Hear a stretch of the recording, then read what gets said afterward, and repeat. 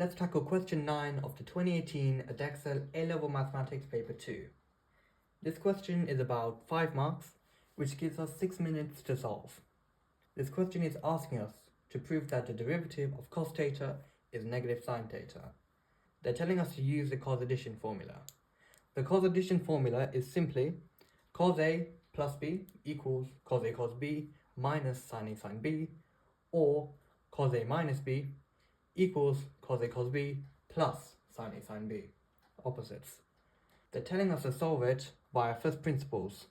Additionally, they're telling us that as h tends to 0, we can assume that sin h over h becomes 1 and cos h minus 1 over h becomes 0. Before we get proving, let's remind ourselves of what differentiation from first principles actually is. Differentiation from first principles is simply a general expression to find the gradient of a tangent line at a particular point. Now, assume we have our fx here. We want to find the gradient of our tangent line at point A. How we usually find a gradient of a line is we choose 2 points on it and we find a change in y over change in x. In this case, we do the same thing. We choose point A and we choose another point that is very close, point B.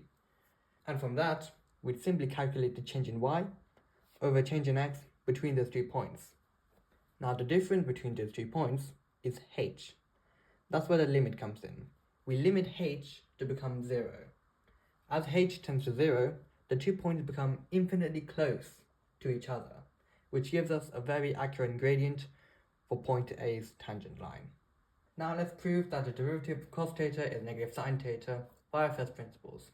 So we have our formula here for differentiating from first principles.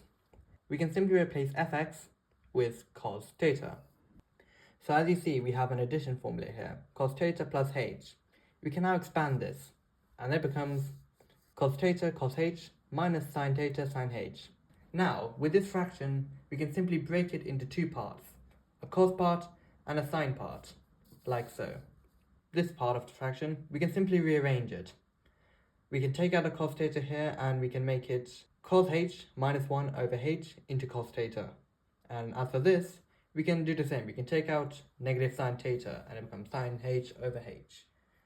Now if you recall from the beginning of the question, they've told us that we can assume that as h tends to 0, cos h minus 1 over h becomes 0 and sin h over h becomes 1. We can simply do that, and that leaves us with negative sine theta. This video was brought to you by Memseed Academy.